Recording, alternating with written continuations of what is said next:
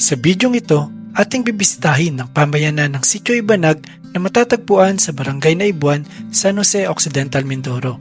Kamusta na kaya sila matapos ang pananalasa ng Bagyong Opong? Halika at samahan niyo ako sa mahigit 1 oras na paglalakad patungo sa kanilang pamayanan.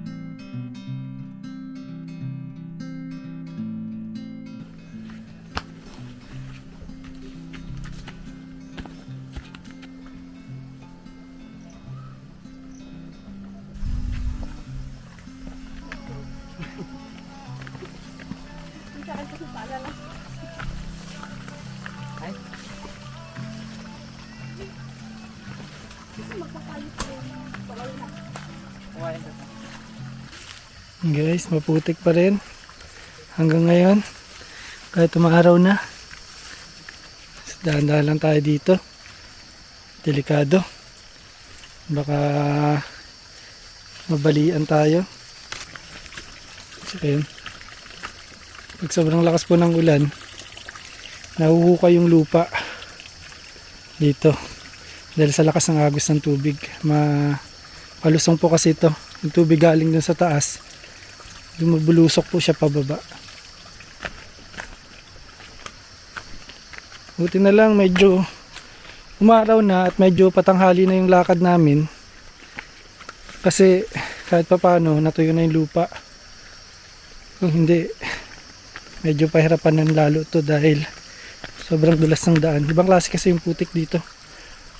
Kaya na nga po, naunahan na tayo ni Kuya at sobrang bagal nating maglakad. Kahit may dala.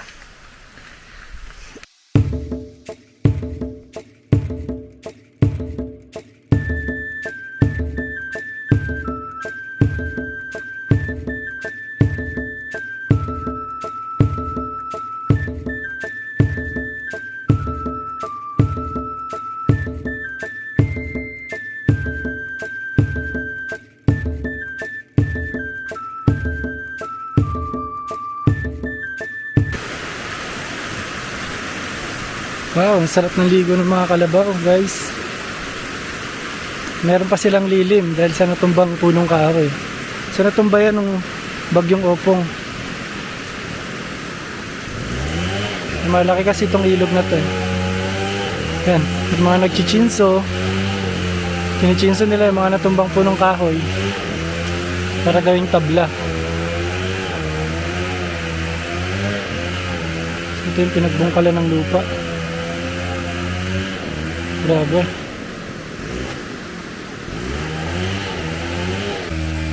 So ito guys, makikita ninyo tong nasirang tulay.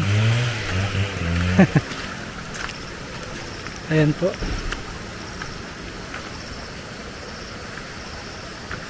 Ibig sabihin, umabot hanggang dyan yung tubig, yung apaw niya, sobrang lalim. Grabe. Tapos baka medyo mahina na to.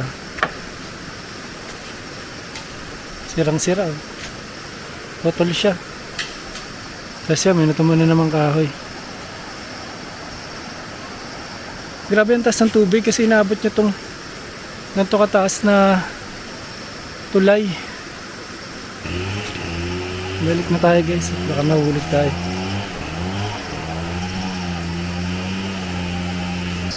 Ayan, umabot yung ilog dito, umapaw. Simula galing dun sa baba, ayun, hanggang dito. So sobrang taas niya talaga. At yan, unti-unti niya na itong kinakain.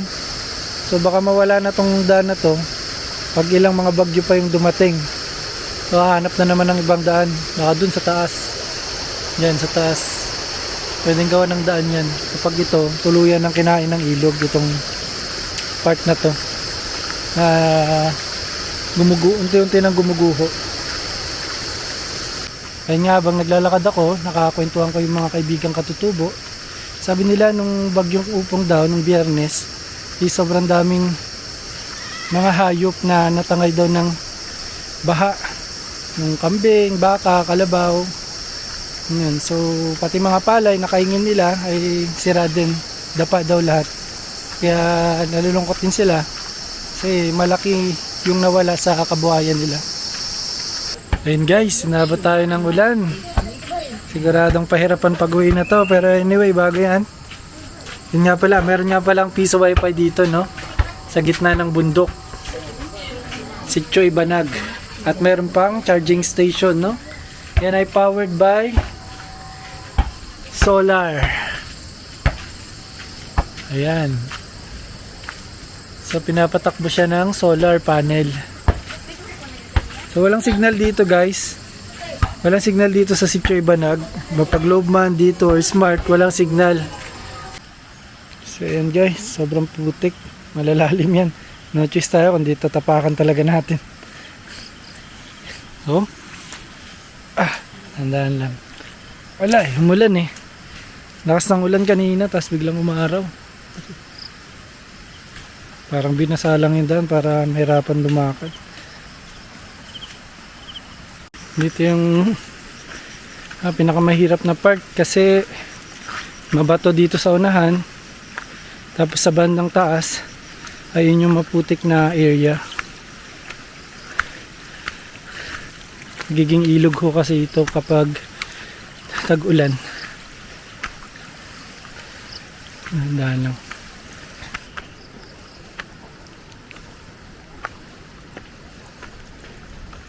Mababa tayo ng tsinelas.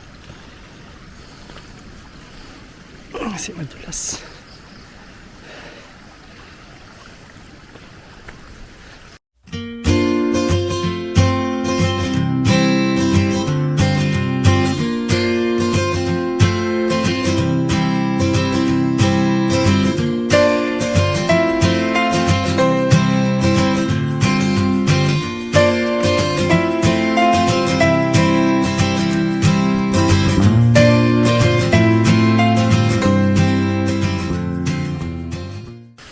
So yung nakikita nyo mga karga-karga nila, mga pasan-pasan nila ng mga sako, hindi po kanila yun.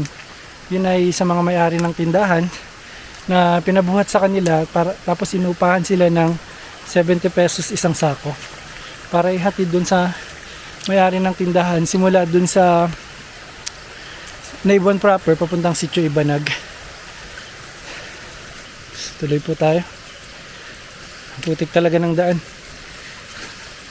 Pero kaya yan. Carry yan. Taas. Wait lang.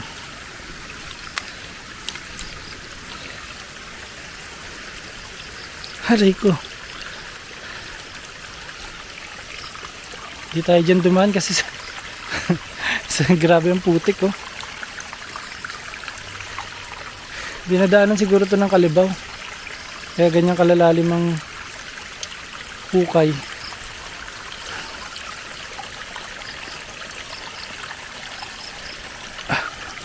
Wait lang.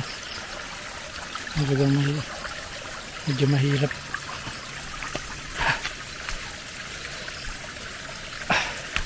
Hindi ka pwedeng basta-basta na lang humakbang. Kailangan kapain mo muna sa may tao. Sige po, ingat po. Sige, hanap kami ng sako.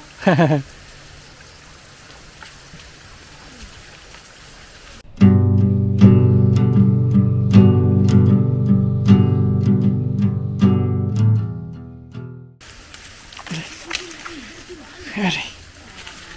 Naan lang tayo.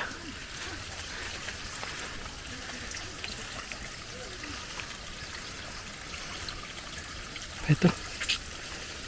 Ito. Dali.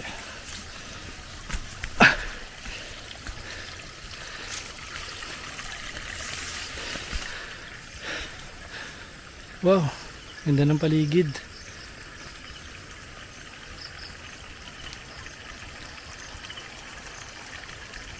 Ang ulap dun, oh. Sa peak ng mountain, ang ganda.